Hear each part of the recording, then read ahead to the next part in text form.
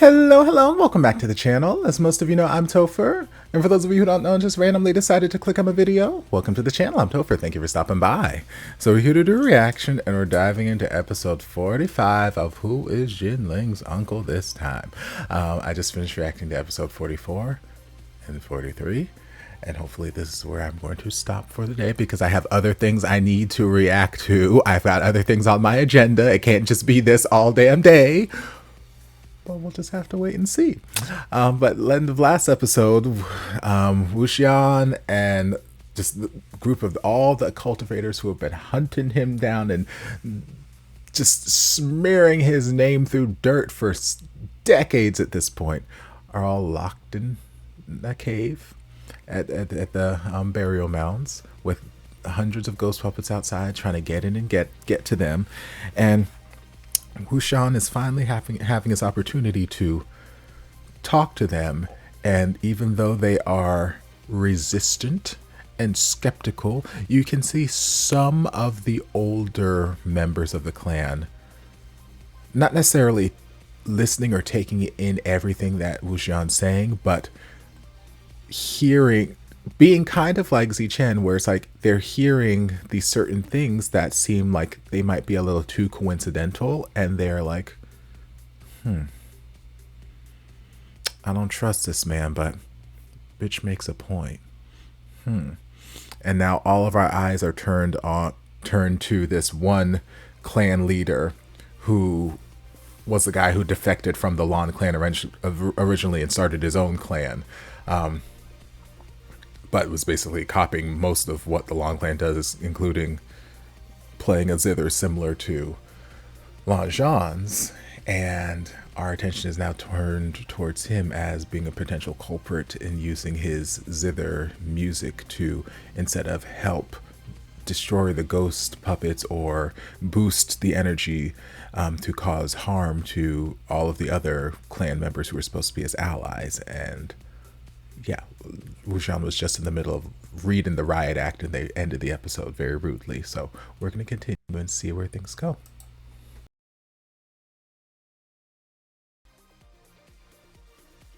Okay, well, this was certainly a very eventful episode. As we're winding closer to the end, they're like, you know what, we don't have time for any like soft filler, blah blah blah. We're just gonna throw everything we can at y'all. So there were a lot of emotions, a lot of things that went down this episode, and I thoroughly enjoyed myself, let me tell y'all. Lord. So we found out that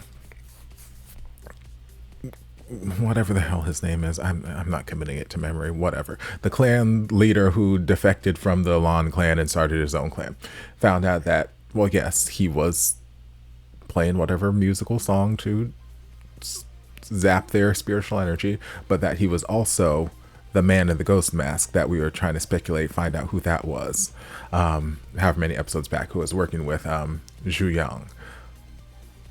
And then he teleported like a bat out of hell. It's like, bye y'all, I ain't got time for this.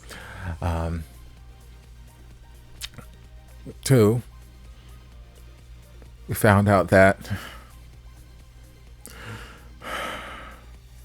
my sweet little baby boy, finally I got some sort of clarification. He is not dead, and it makes me so happy. He is not dead, and it's literally exactly what I was hoping for. I don't know if I mentioned in any of my commentary in the past, since we came back from the flashback, when I was wondering what happened to little boy, but it was exactly what I was hoping for, that Lan Zhan,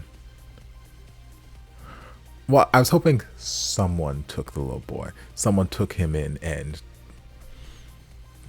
you know, raised him. But I was hoping against hope that Lan Zhan was the one to do it, because it would just make such perfect sense. Because those last interactions that we had with, before everything blew up and Jin got killed by Wang and all that stuff, before all that happened, just those last couple interactions we had between Lan Zhan, Wuxian, and sweet baby boy, just sweet baby boy and his two daddies. Precious, precious, precious, precious. So it would just make sense that, okay, Wuxian is now dead. Let me save this little baby boy. Well, actually, he would have had to save him before the whole Wuxian battle thing happened anyway. So I don't know if they're going to get into the details of how Zhan managed to get him away from the Wen clan and, you know, masquerade him as his own sort of disciple. If they don't get into it, my headcanon is that Qing went to him and spoke to him about this and gave him to Zhan before the whole Wen clan went up to the Golden Unicorn Tower to, you know, turn themselves in. Because I can't see them bringing the little boy with them and then the Jin clan just being like, okay, we're just gonna let you take this little boy, Zhan, go ahead. Like that, it could happen, but it just doesn't make sense to me that they would. I don't see them having that heart. So I would like them to, but I don't see them having that heart. So I'm thinking maybe Qing dropped Yuan off with Zhan. It's like, hey, I don't know what's going to happen, but we are probably not going to make it out of this, and I don't want him to be.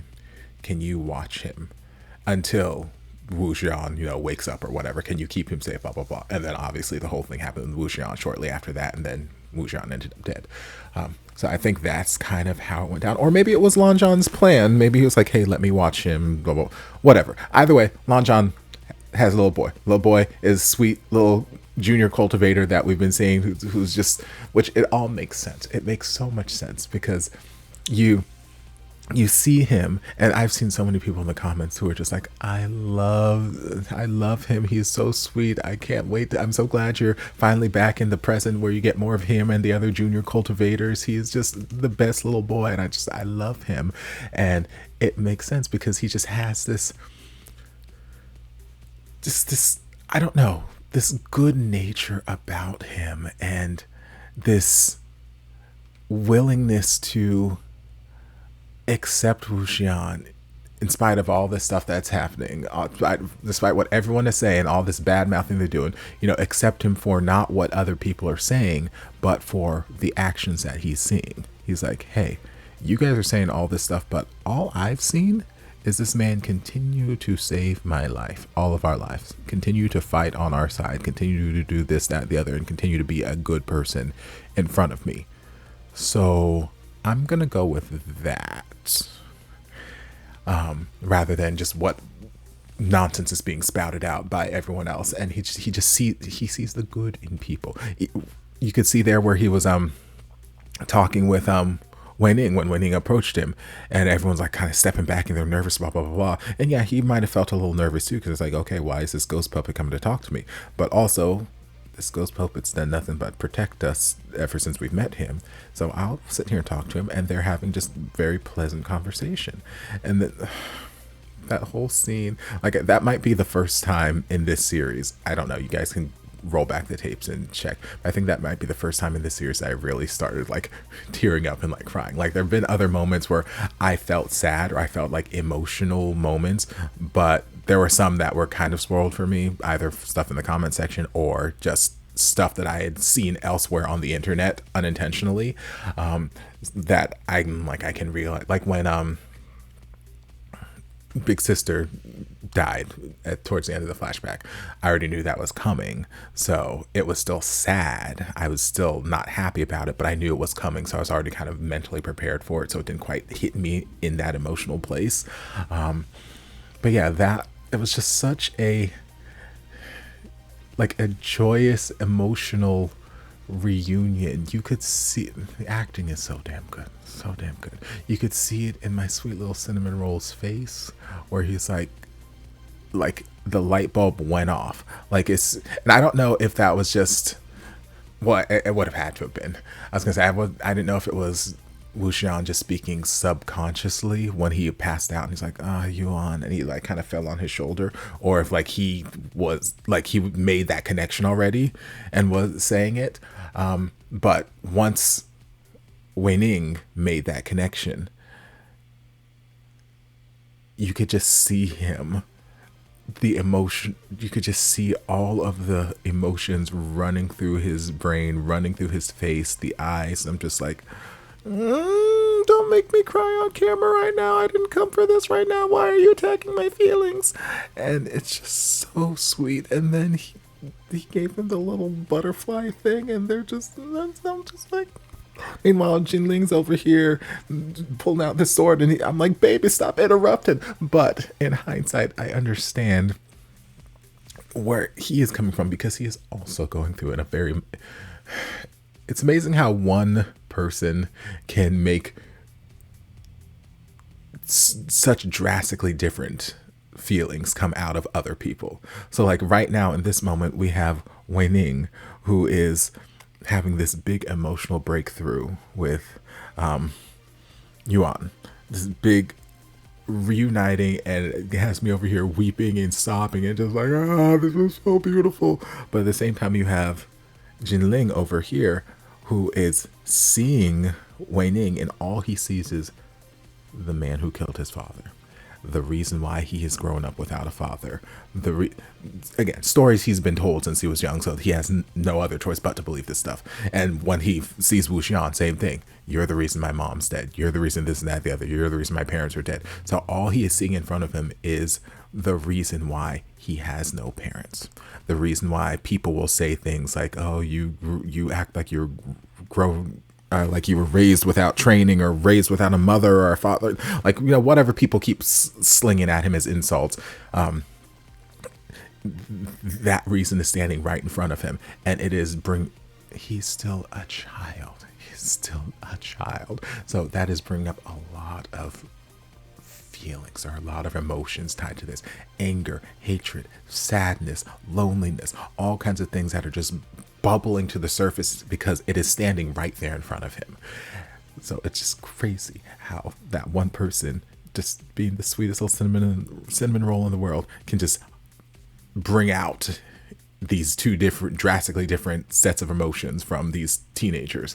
So yeah, then Jinling was feeling things, we'll say. And the other guys were like, why are you getting so temperamental? Why are you being like this? Blah, blah, blah, blah, blah, blah. And then Wuxian and Lanshan came to try and see what's going on, you know, intervene, like, hey, calm down, put the sword down, put the sword down.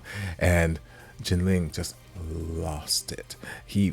Because I think there are just so much emotional baggage that he has that has just gone untouched, unpacked, unresolved, just sitting there. He's just been harboring this, because I can very easily see it being, especially since it's kind of more of a period timepiece, I can very much see it being a element of the times where it's like, men don't cry, men don't show their emotions, just man up and you're fine, you know, why are you being this way? So there's not really anyone who's going to be there and like comfort him or say, hey, let's talk about the fact that you have no parents, what's bothering you, blah, blah. Like, I don't think Chang's gonna be doing that. Y'all see Chang out there trying to sit down and have this heart to heart? No. And I definitely don't think Meng Yao's out here doing that shit either. So he's had all of these feelings inside of him for so long that he's just not been able to express, and he's just not been able to let out. So it just finally bubbled to the surface, like this compounding set of circumstances. It all just bubbled to the surface, and he just broke. Baby boy just broke, and he just sat there on that dock, clinging for dear life to that sword, and just weeping, wailing, sobbing, just, oh my God. I can only imagine what a cathartic release that crying would have been for that character. I'm not saying that he's magically over everything now, but I'm sure he's probably in his own like private time, his room, whatever, throughout the years, going through this kind of feeling these kind of emotions. I'm sure he's cried on his own. I'm sure he's had these feelings for a very long time and just not shown them to the public. But I'm sure like, it probably has not been to that extent. That felt like such a cathartic release after this big explosion, because so many things were just compounding right there, and he just let so much out. Granted, there's still a lot that he needs to talk about, lots of stuff that he needs, unresolved issues, but I was sad to see that moment happen, but I'm happy for him that he at least got something out. Yeah, lots of emotions. So then we go back to the Lotus Pier, and a lot of the elders are gonna, meet up and discuss some things. Obviously, Ying doesn't feel welcomed there because Cheng is not being very welcoming. So he's like, I'll just wait for y'all out here. And then Sweet Boy's like, hey, I'm going to wait with you too. They're going to talk about stuff in there. It doesn't involve me. I'm not going to be any help. I would like to keep you company. So let's continue the conversation.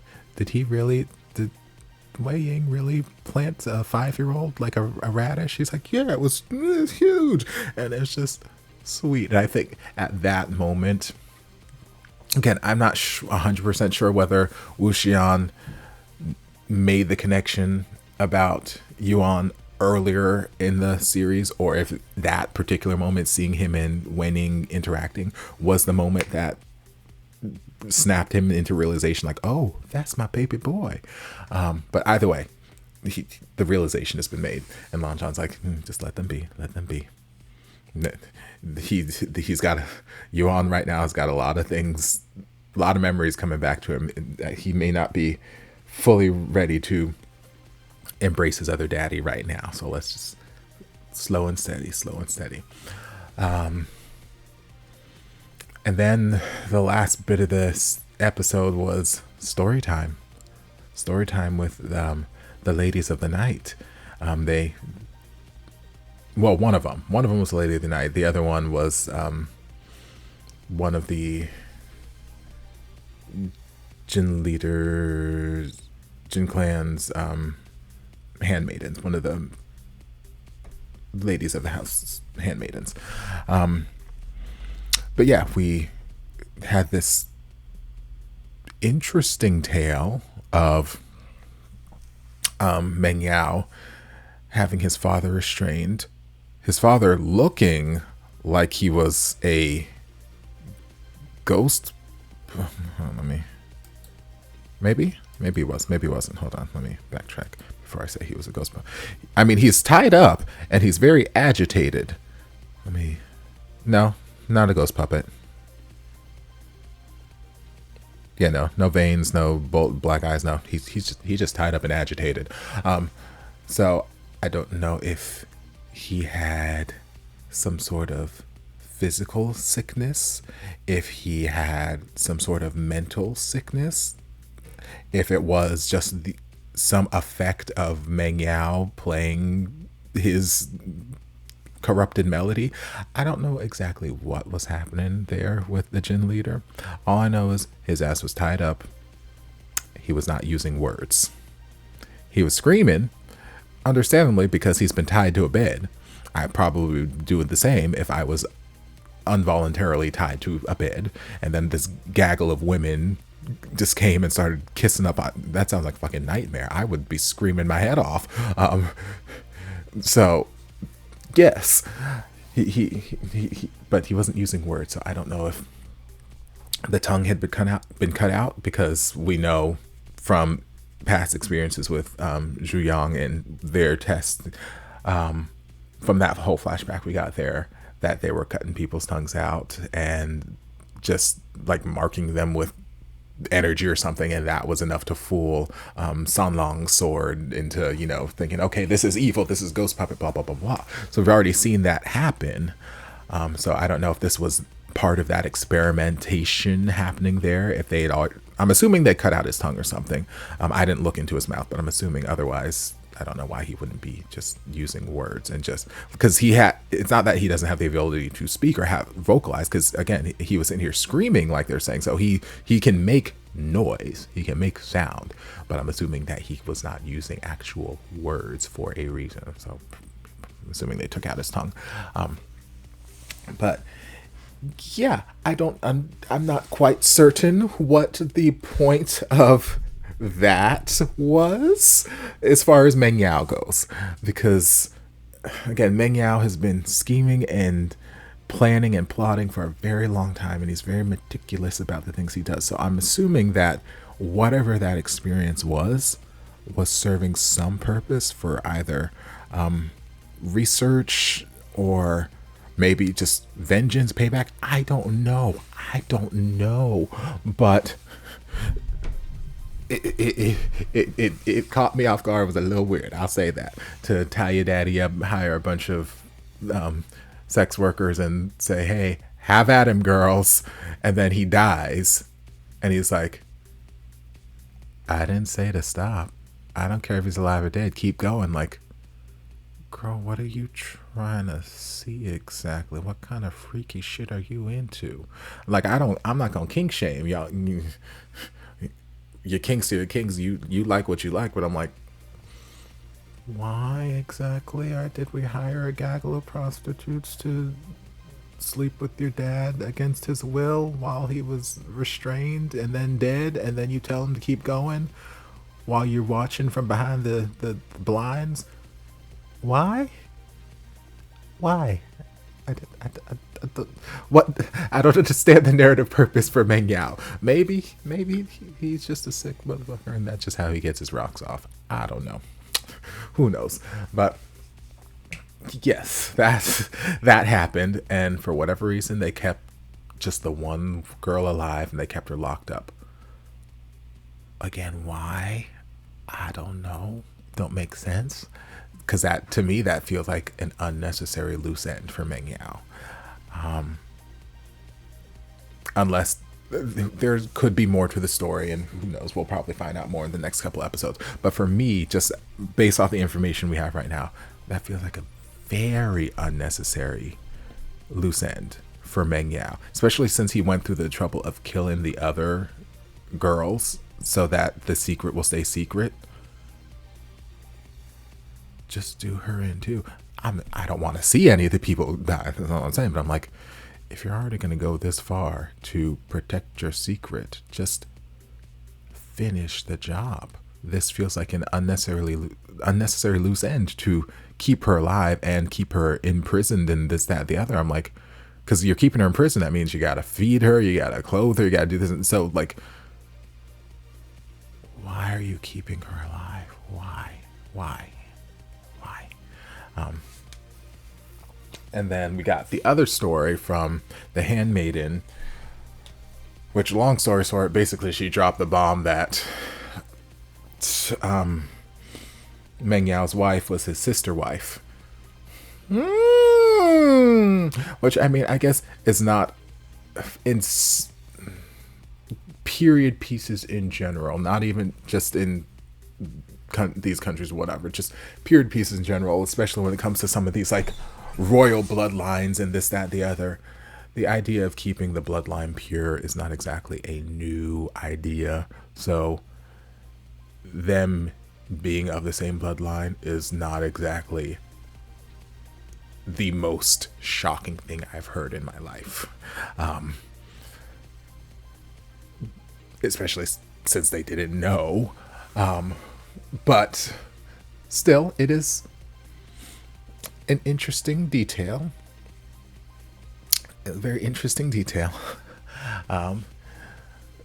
If I were the mother, I would have told my daughter this before she embarked in this relationship or got married. These are, for me, as somebody, well, I'm not in the dating scene, but if I were in the dating scene, I feel like that could be a make or break detail to find out that, hey, this man is actually my long lost brother. Again, I don't kink shame or nothing like that. If that's the road you want to go down, that is fine. More power to you. It just doesn't work for me in my personal relationships. So it's not the kind of relationship I would choose to embark upon. So that is a very kind of make or break sort of detail for me. So if I were to start dating someone, I'm like, hey, I'm so excited about this person, and I start telling my parents, yes, this, that, the other, and this is his name, this is his family, blah, blah, blah, blah. And my parents knew that, hey, actually, there's something we got to tell you about this man. I would appreciate them telling me. Please and thank you. So if I were the mother, I would have had a conversation with my daughter long before marriage was even mentioned, long at the start of this relationship. And then I would let my daughter make whatever choice she needs to make at that point. I wouldn't wait until, hey, they're getting married tomorrow. Let me go talk to not my daughter, but the guy who she's marrying and say, hey, she's actually... I mean, even if I did go talk to the guy, I would still have a conversation with my daughter because, again, I feel like it's a decision she should be making. I feel like she should be allowed to decide whether or not she wants to marry her brother. Call me old-fashioned, but I feel like people should have the choice in who they're marrying. Sorry. So I feel like she should be able to know so there are important details to know before you embark upon marriage with somebody, basically. But Meng Yao didn't care. It's like, fine, I don't fucking care. I'll marry her anyway. So he marries her, and yeah, that's that. Which again, to me, is whatever, because even though we're telling this story about, you know, him being married and he's a sad widower now and this, that, and the other, in my head he's still in a relationship with Zhan. So like, I mean, I guess he did have a kid with this woman, whatever. I was gonna say, I don't believe he touched her for a second. He didn't have any interest, but I mean, I guess he did have a kid, so I guess he had to touch her at some point. But like, still, in my head canon, he's in this relationship with Zhan. So whatever this marriage was not a very real marriage in my mind, anyway. So yeah, that was. Yeah, that was a lot. There are a lot of details that happened, but at the very least, the episode ended in a part, at least in the conversation, that felt like a good stopping point. They didn't just stop in the middle of someone having a sentence or a thought like they did the last two episodes where I'm like, yo! So I think this is a good place for me to pause this little marathon right now so I can look at some other things, but we got 5 episodes left. But I hope you guys enjoyed this reaction. If you did, don't forget to like, comment, subscribe, share, turn on notifications to be notified when all my shenanigans get posted. If there's anything else you'd like me to react to, be sure to leave it down in the comments. I'll get to it as soon as I possibly can. If you'd like to support the channel in other ways, you're more than welcome to join us over on Patreon. You don't have to, but you're more than welcome to if you want to. And I'll see you guys in my next video. Love ya. Mwah. Stranded here, stranded here, stranded. Stranded here, stranded here, stranded.